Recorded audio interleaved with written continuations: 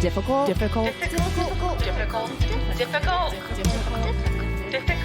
Women. Let's rock.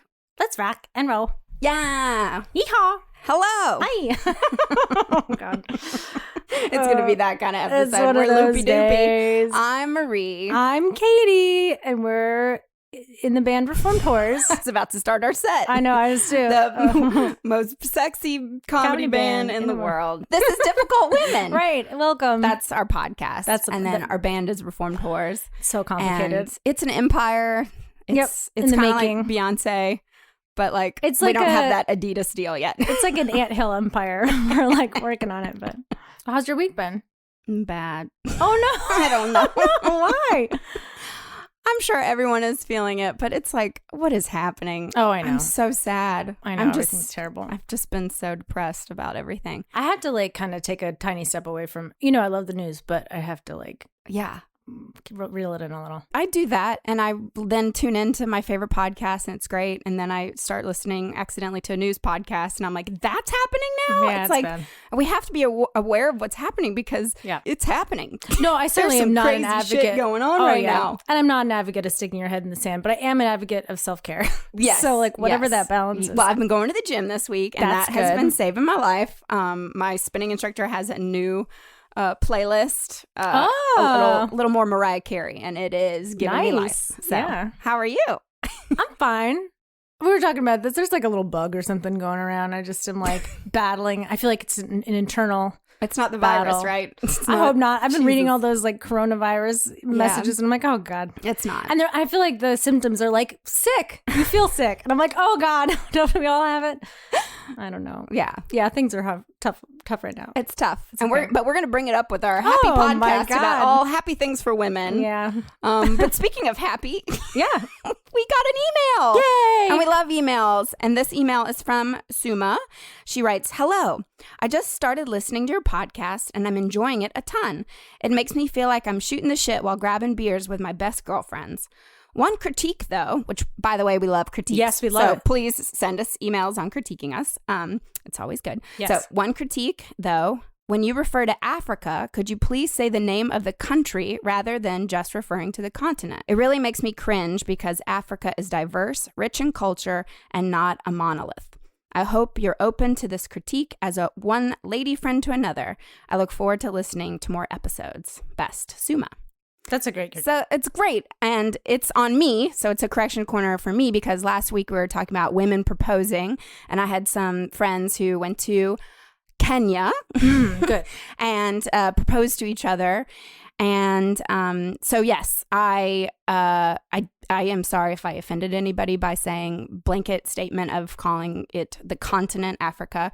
It is full of countries. Yeah, Africa is not a country. Right. It is a continent. It's also enormous. Enormous. And yes. I was just watching a thing, and definitely we have in the West, we definitely make this mistake over and over and over again. And it's great to be called out on it so we all can be reminded and keep, being on top of that. A sidebar that was related to this, though, there was yet again, and it's not like new news by any means, but there was another map that had come out that showed the actual proportions of countries and continents compared to other countries and continents, and how the map that we're so familiar with, and again, this is not new news, but you have to be reminded sometimes that the way that they've, what is the word? Topographed it? No, but the way that they've like manipulated the size of the United States and Russia versus Africa is incredible. So when you look at the actual size of the United States compared to the continent of Africa, it's like so small compared to this giant continent that we have tried to diminionize, small and eyes. We're gonna get another email about all of our vocabulary words. But we've just tried to to reduce it and say like, well, this continent is not important, and it's huge and it's full of wonderful people, and we don't acknowledge that. When I received her email, I felt so, to be honest, like completely uneducated on that. Of course, it's a continent. Of course, you need to be saying the countries specifically rather than just generalizing. So then I started researching more of like, does this happen? Why aren't we talking about this more? And in journalism, a lot of times, especially in the Western culture, we, like you were saying, it's like we, I guess in reporting, they will say specifically Africa, but then they won't do that with Asia. Right. Or Europe. Or Europe. Absolutely not Europe. Yeah, so, if you were just to say like, we went to Europe, you'd be like, where? Right. And I started thinking about how crazy it is to say Africa because Morocco is so different from Somalia, which is so different from Egypt, which is so different from Kenya, which is so different from South Africa. And I can go on and on. Right. So it is crazy to be but it's on all of us to fix that. Yeah. So thank you for that email. I really appreciate that. I think that's so awesome that our listeners feel comfortable enough because that's the first thing. What we want. Like, that's what we want. And we want constructive criticism. Unlike the trolls that we get on YouTube that are not constructive. It's just like to punch us in the gut. We did get an email on YouTube from Egypt, actually. Oh, I didn't see it. Saying that he'd like to purchase us. Oh, so that's nice. Maybe for the right price. I know. How much we talking? Yeah, that's what I wrote back. I do want to go visit Egypt, so I do too. I just had some friends go, and it looks amazing. Yeah. But honestly, with the world falling apart, it has made me just want to travel.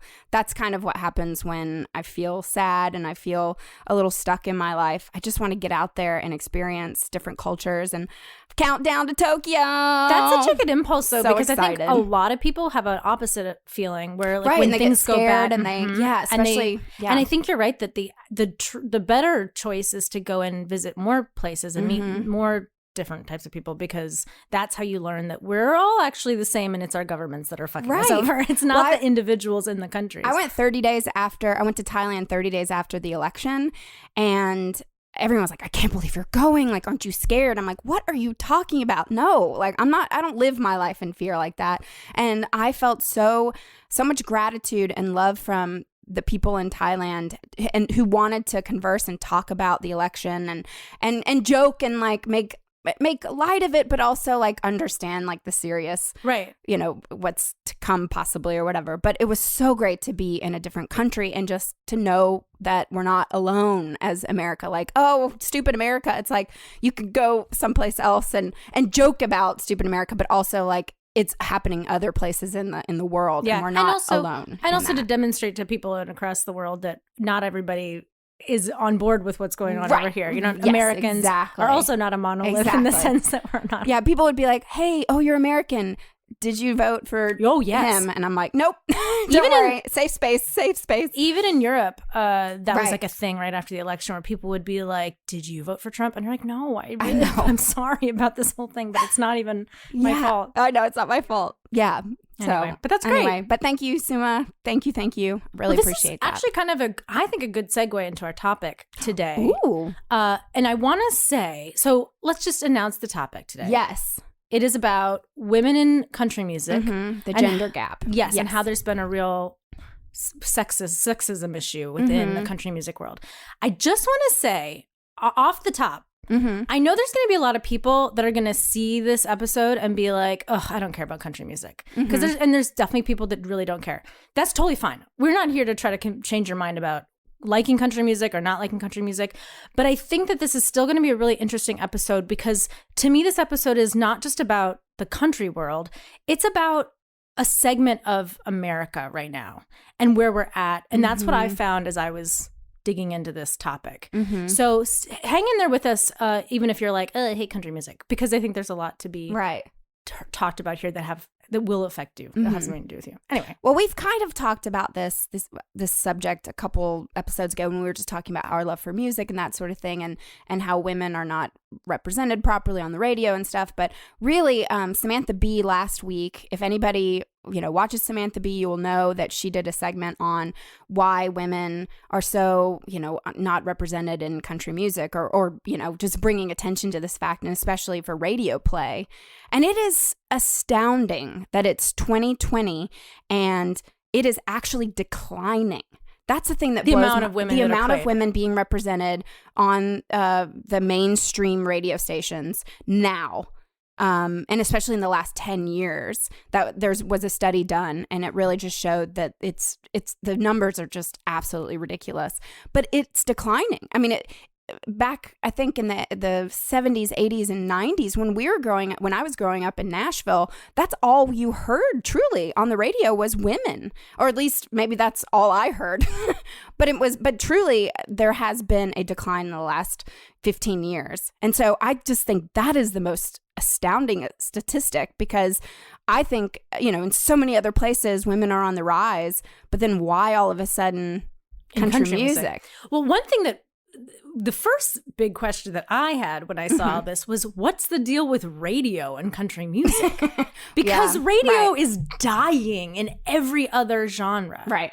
And I was like, it can't possibly still be doing that great even in country music. And when I looked it up, and I think the article I saw was a little bit older, like more like in 2015 or 16, but they were saying even at that time that 75% of new music that the listeners of country music listeners, 75% of new music that they ingested was through radio. And when we say radio, we're not talking about Sirius XM. We're talking about terrestrial FM radio, which feels like the most antiquated thing to me now.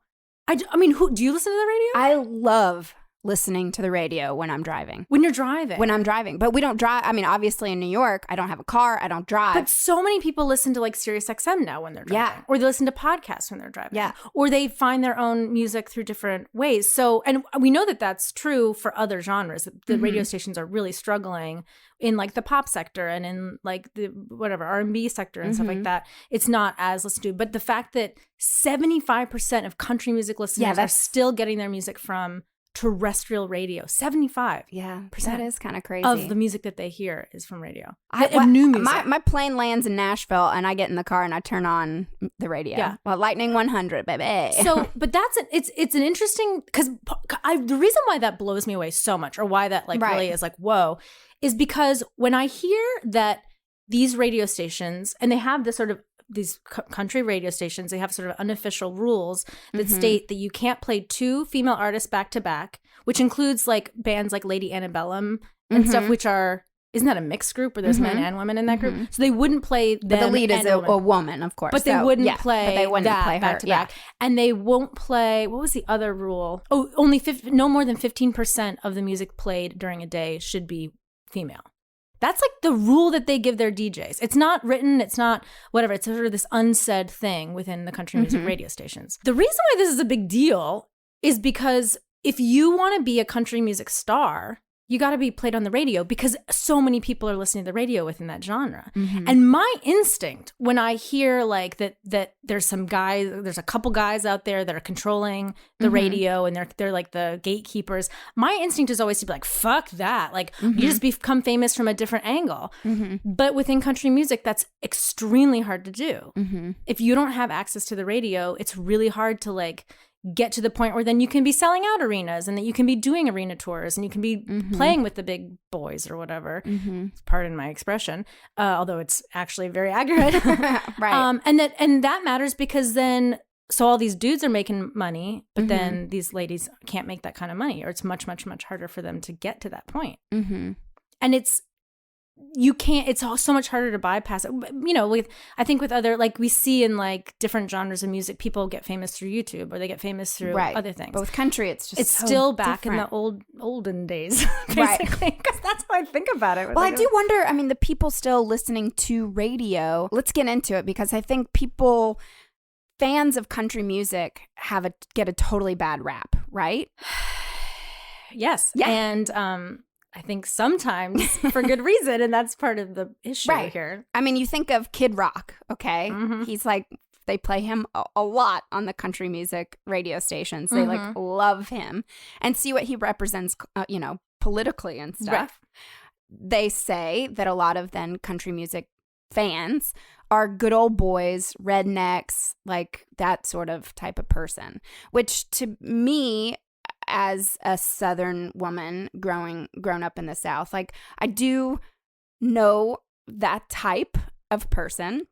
I went to high school with those types of people, But to generalize that and say that everyone that listens to country music is that type of person really, really angers me. And so really, this is why, because I agree with you, because there's also so many different kinds of country. Like we've got like Brandy Carlisle and Kacey Musgraves and Sturgill Simpson, and they're all like but those are all new, and they're having a hard time getting played on the radio because but this is the point, is that the kinds of songs that they are putting on the radio are pandering to exactly those people that do exist, that are the worst representations of what country music listeners can be. And those songs, I mean, you know, just generalizing some of the songs, it's about their trucks. It's about hunting. Yeah, it's a lot of it is about that. You know, fuck women. I mean, it's all very misogynistic.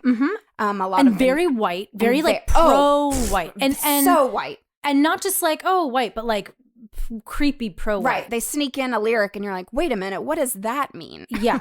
And I actually found that they had done a study about the last 10 years of these songs, these kinds of like country songs.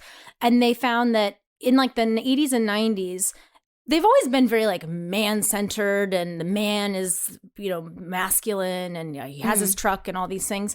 But in the 80s and 90s, the lyrics were way more about taking care of your family and being the breadwinner for your wife and your children. And in the last 10 years, the lyrics have skewed extremely toward, yes, masculinity, right, with a capital M, but very much about a certain kind of masculinity, which we would probably label toxic. A lot more about drinking, a lot more about, instead of like providing for your wife with like a home and, you know, food on the table, it's about providing your hoe with like alcohol and drugs, and then fucking her in the back of your truck. And so it's not about family. It's not about like, a real man doesn't care about women. You know what I mean? A real man will fuck his hoe and like touch her booty and whatever. And that's where all this stuff is going. And this article that I read about it, where they were breaking it down, saying like, this is like really problematic, is that on the one hand, it definitely reflects this community of people, of listeners that are going through a rough time economically. They're feeling like they can't provide for their families, so they're angry, and they're you know, they just want to blow off steam instead. And there's a lot of this sort of like anti-feminist propaganda then that's like in these songs that is sort of fueling the way these people feel and their experiences and stuff. And aside from the fact that that's really fucked up, they were saying that, this was a quote from this guy. He said, the increased emphasis on sexual conquest and whiteness, also the whiteness thing. There's so much talk about blue-eyed, blonde girl, blonde-haired girl, blonde girl. Blonde girl. So very much about like, there's no doubt that I'm fucking a white girl because that's what I do in America. So this quote says, the increased emphasis on sexual conquest and whiteness in mainstream country music could put rural men and the communities in which they live at a disadvantage in regional and global labor markets. He says, this guy Leap was talking about this. Mr. Leap, I don't know his first name. And then he goes on to say, if rural men embrace this new masculinity, or if employers operating at the regional and global scales believe that they are embracing this new masculinity, rural men can be excluded from labor markets by employers seeking men they believe that can work cooperatively with both men and women, and I'm going to add, of all races. So if you're, because people take their cues from the radio that they listen to. Right. They take their cues from the music they listen to. Right, because they become their role models. So Absolutely. You're listening to these people and it's sinking in. So if you're taking this message that it's the best way to be a man is to like bang a lot of chicks and they're not equal to you, fuck feminism, fuck women, and also white power, right? Then not only is that a horrible message to be ingesting, but this guy's argument is that it's also going to really hurt those listeners because they're not going to be able to get jobs. They're not going to be able to work in the world where we're all trying to move toward equality. They're going to be so left behind that they're actually it's going to be a perpetuating cycle where like they're mad that they can't get work, but then they act out in the wrong way and then they can't get work even more because they are enacting those things that make them impossible to work with. Like you can't work with a woman, or you can't work with an Asian person or something. So it's like, this is why I said that thing at the top, is that this isn't about just like, oh, country music, who cares? This is about like America and that we have this problem. So if these radio stations could start playing more diverse country music, that goes for even just playing more white women, for God's sake, which is like not that diverse, then you have different voices being heard. And then if those same guys that are listening to the radio and being influenced by this bro country could hear like a woman's perspective, or they have some new art, you were saying earlier, not all country music listeners and lovers are like bros that are racist. Right. Some of them are Black people and people of all sorts of different races, and some are women that are super feminist. Right. And there's a lot of, and there are artists that exist that represent that, but they're not given enough of a voice. And then they can't become famous, and then they can't spread their message. And then now people vote for Trump.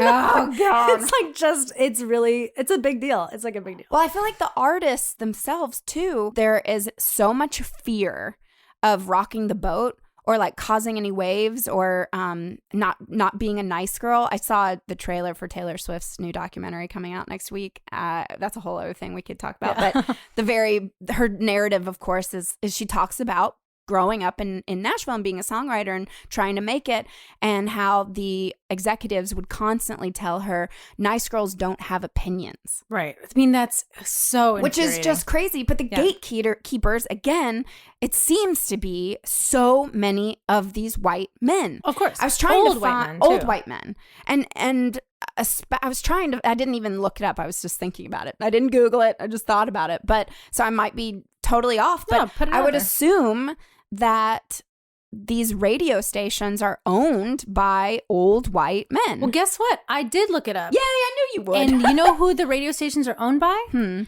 The top 4 record labels, which are owned by white men. So this Sony is the other, Sony, Universal, so whatever the rest of them are.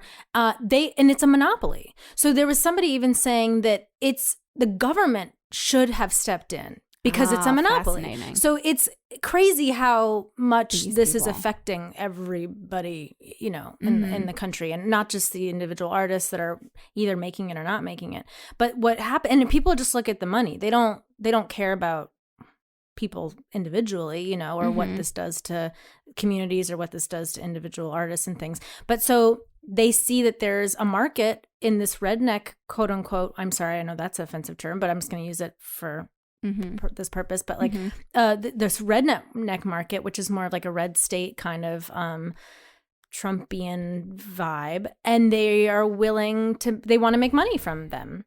So they pander to that mentality, and then it makes it impossible for someone like Brandi Carlile to come up through there. Like she was saying in that Samantha Bee interview that she wrote a song called Pay Gap or something, and she's like, I lost so many fans from that. Margaret Price, yeah. I'm sorry, it was Margaret Price that said it. And then also she said that she was like blacklisted from all these record labels because they were like, oh no, we can't sing about that sort of stuff. We don't want you to be around here, where they're the ones making those choices. Right. They could just put her on the label, and then they are a direct line that it's like feeds directly into the radio stations because they own the radio station. And they were saying that women don't want to hear women on the radio. These radio, consultants that's like some or whatever. Old man that's deciding that. Nobody's asking women what they want to hear. Kacey Musgraves just won a Grammy, right? Not only for best album, but for best country album, right? And they still won't play her on the radio. And so you're like, what are you talking about now?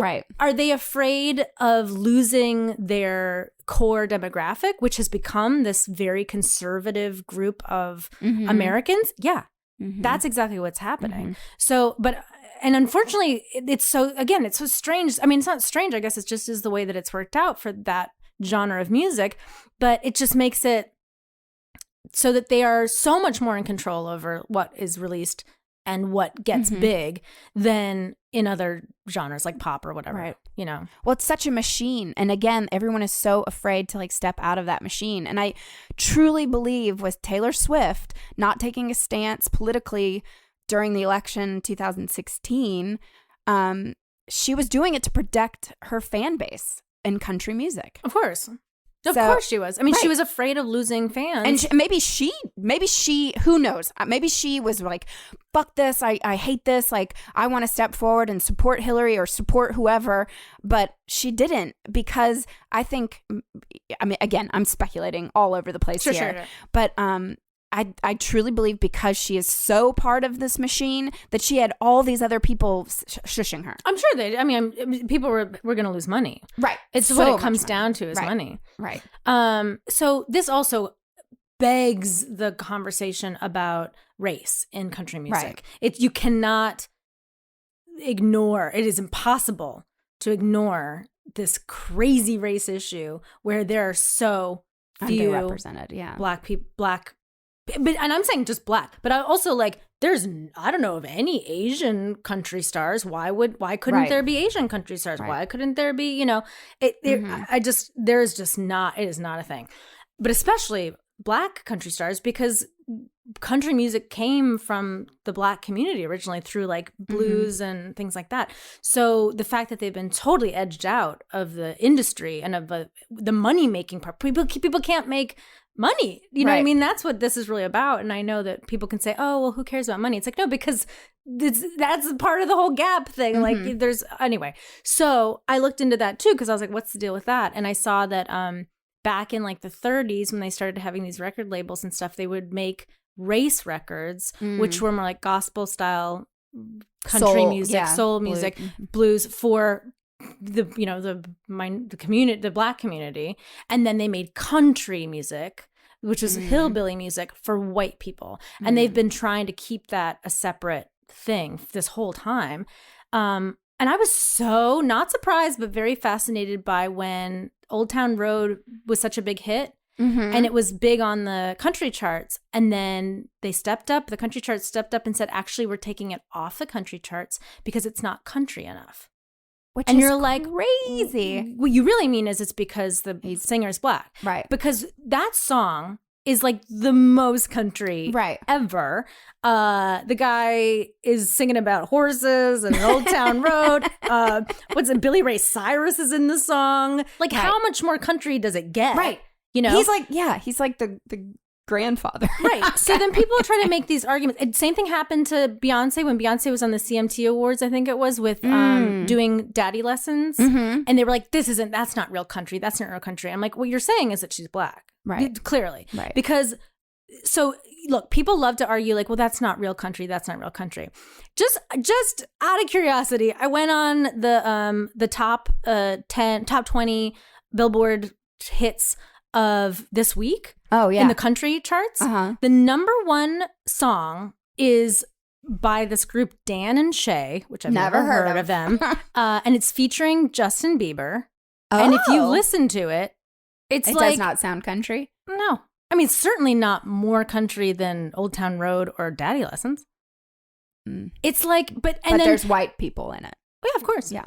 And the thing is, if there was somebody that was really advocating against Lil Nas X and Old Town Road and saying that's not real country, and then I showed them this song being number one, he'd probably be like, well, that's not real country either. I'm like, then why aren't you making a stink about that one? Right. Why aren't you in the streets, riding against Justin Bieber?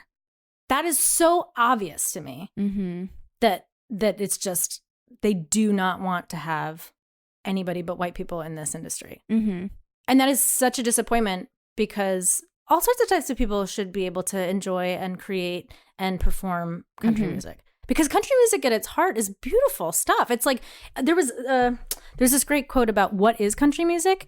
And someone was saying they said the definition of country music is 3 chords and 4 truths. The truths are: life is hard, God is real, family, whiskey, and road are significant compensations, and the past is better than the present.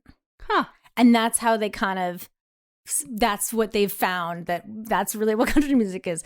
Anybody can relate to those things. It doesn't have to, those 4 truths don't have to be in every song, but each song should be about one of those things. And that it's a simple genre. It's a simple kind of music at its heart, and that's a great way to reach people.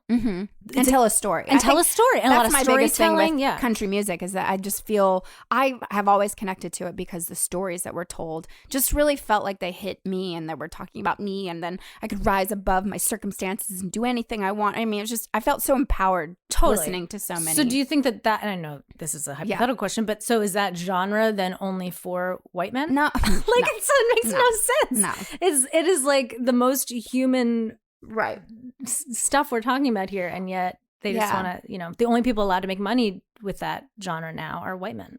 And it's really and unfortunate. White women starting more and more. It's really unfortunate that women in country music are tweeting and really advocating for it, and not a single one of these superstar male country singers are saying anything. Because they know that they're at a weird advantage. I think a lot of them probably know, and they don't want to rock the boat, like you said, because they'll lose their money, right? If they have to compete. So this brings up a really interesting thing too.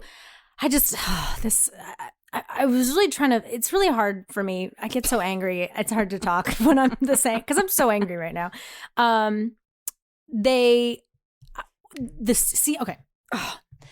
CMT on their Facebook page posted the Samantha Bee video. I just found this myself. This wasn't an article. This is just a thing I found myself. And I was like, oh, it's interesting that CMT would actually post that. But not with a lot of commentary. They just sort of posted it. And then I was very curious about what people were then saying in the comments. A lot of people coming out being like, this is great. This is great. Wow, great. Of course. But then, of course, there's also a lot of people being like, why is everybody belly aching and making this about women and blah, blah, blah. This particular quote was, the sentiment of this reflects a lot of what people were saying on the comments, but I think also can apply to so many aspects in life. So not just country music. Think about this quote unrelated to just country music, but like everything that we deal with in the world. Okay. This guy says, as the great Jerry Reed said, if you're hot, you're hot. If you're not, you're not. Just play your song, and if you're good enough, you'll get where you're going. If you're not good enough, then you'll appear in a Facebook video whining about sex, skin tone, politicians, nationality, blah, blah, blah. Now, this quote was obviously this comment was left by a white guy. I need to just talk about this for a second.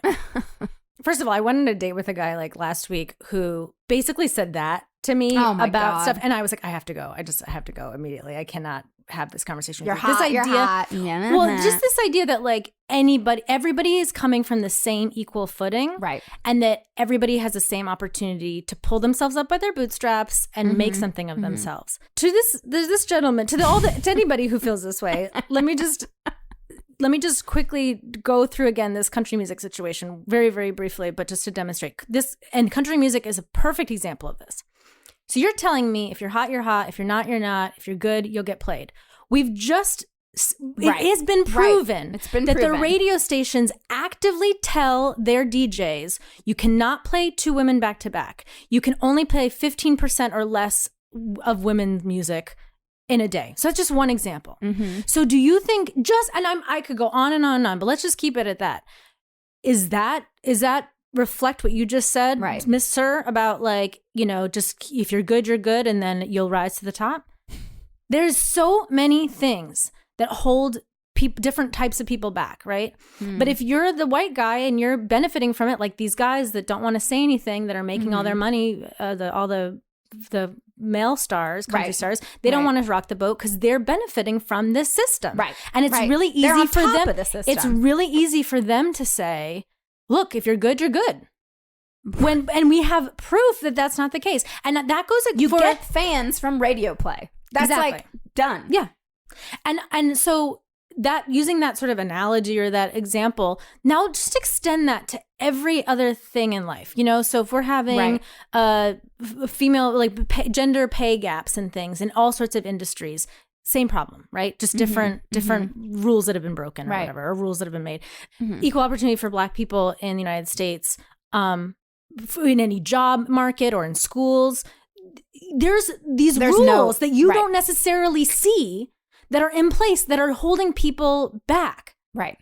And when you read when people say shit like, if you're good, you're good, like that should be it. It makes me want to, and I know a lot of people feel this way, it makes you want to fucking tear somebody's face off. The system is rigged. Yeah. Period. It's rigged. Right. It's rigged. It's rigged. And a lot, and I know there might even be some people of color listening to this being like, well, you white girls, like you get advantages. And the answer is, we definitely do. We definitely do. And it's fucked up. Mm-hmm. And I don't, and we need to be talking about this more, and we need to like shine a light on it. Mm-hmm.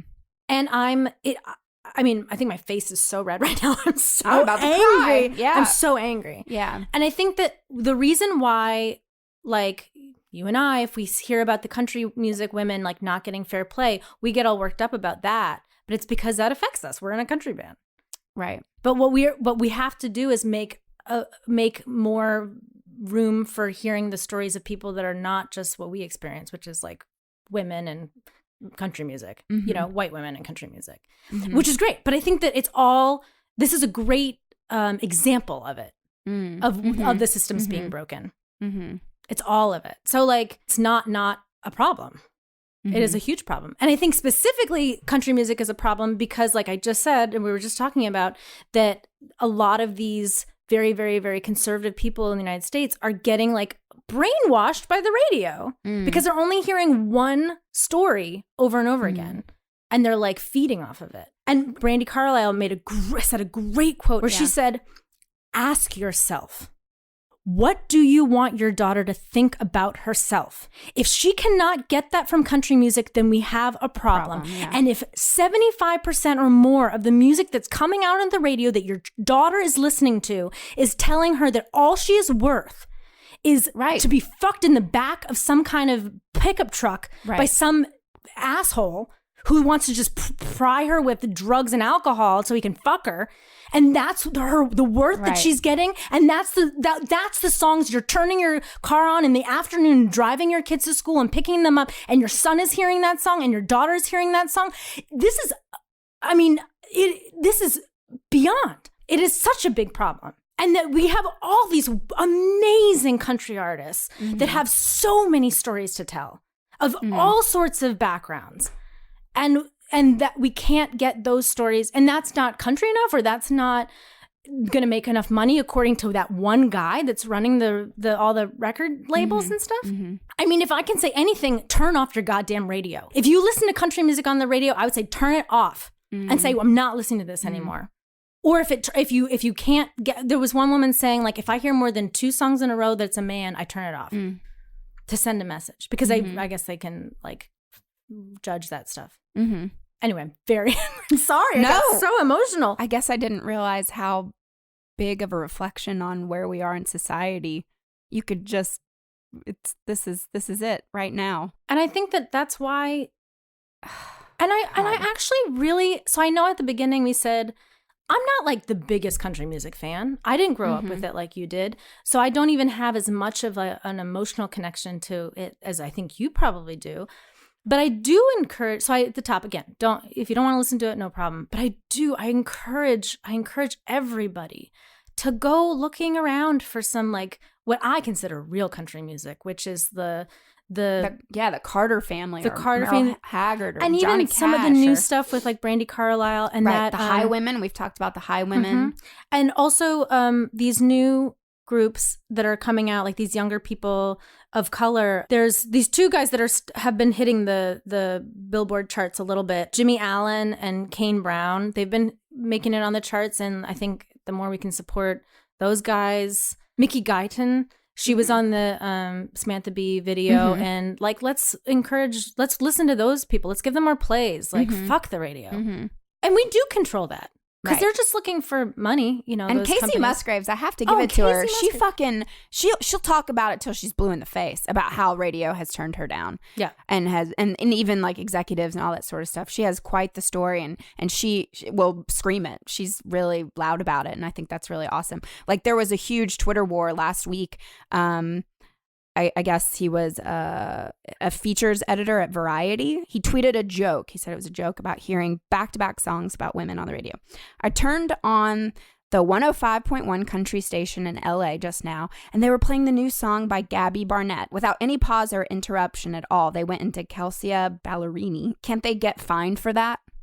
Right, as a joke saying. So that was his joke. Acknowledging that you can't play two women back to back on the radio. Right. And so, yes. And so then this other radio station in Michigan said, we cannot play two females back to back, not even Lady Antebellum or Little Big Town. That's what you were saying, against another female. I applaud their courage. And then all hell broke loose. Because that radio station just admitted that they're not allowed to do and that. this is 2020. Yeah. This is just a couple weeks ago. Yeah. And then Kacey Musgraves fucking wrote, smells like white male bullshit, and why long ago I decided they cannot stop me. And yet they can play 18 dudes who sound exactly the same back to back. Makes total sense.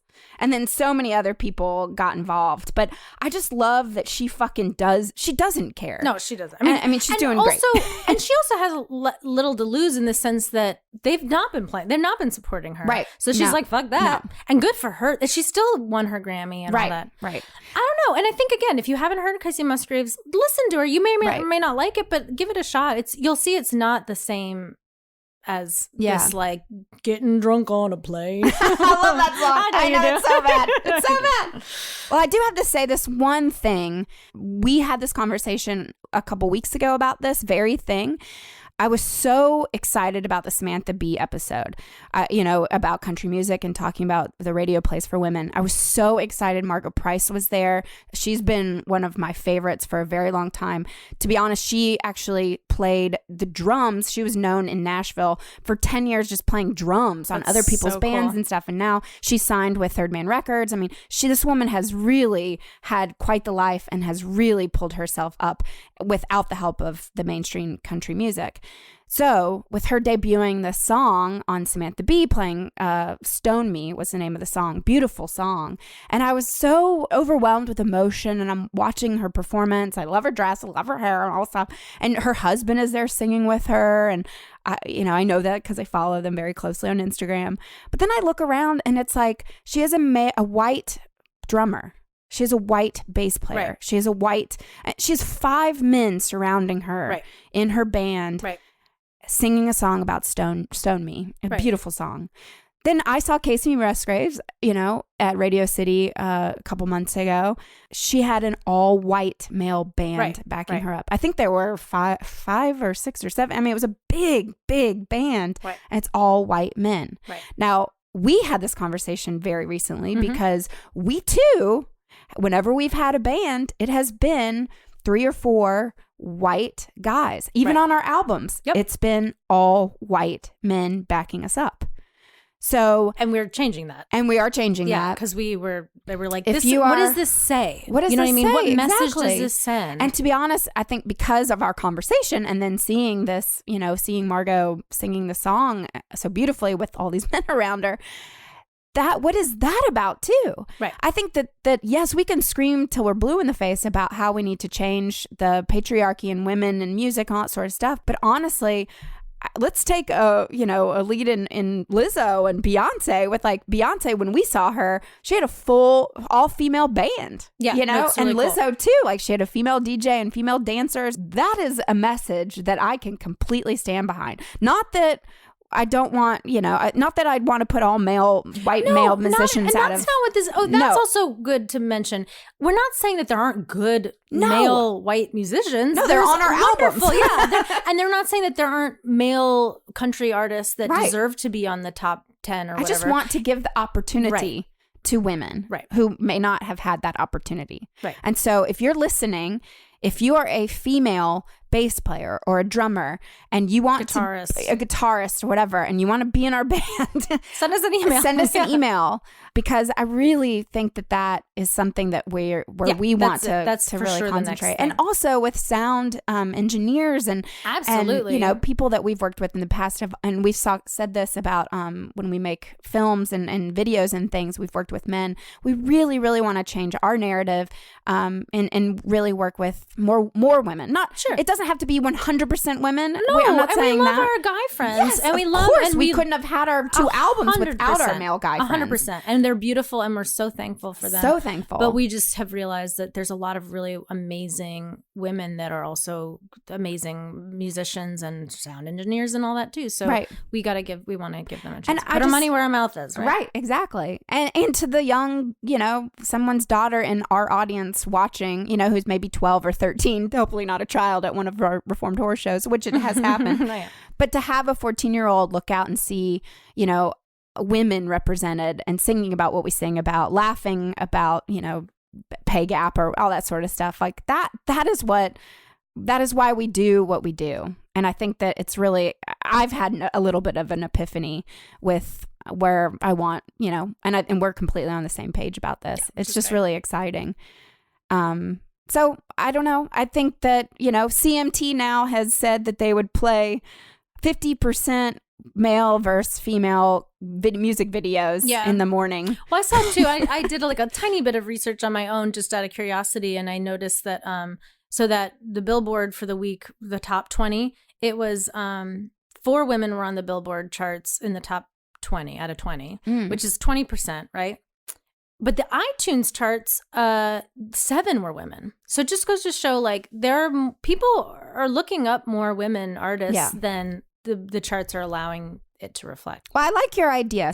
Don't listen to country music radio stations. Yeah, it doesn't mean listen to country, but find the good country, not this bullshit anyway. I'm sorry you got so heated I started crying. I mean, I'm not sorry. It's how I feel. Hashtag not sorry. I'm not sorry. But I am sorry that we forgot to mention that if you need some sex toys in your life. Oh my God, I bet you Kacey Musgraves uses this. Free stuff is awesome, but free stuff to spice up your bedroom is even better. Select almost any one item for 50% off, and then Adam and Eve loads on the free stuff. Enter offer code HORIO at checkout and get 10 tantalizing free gifts. A sexy item for him, a special gift for her, and a third item you'll both enjoy. And 6 free spicy movies. Ooh! Plus, free shipping. That's HORIO, WHOREO, HORIO at adamandeve.com. Well, yeehaw! Oh, yeah.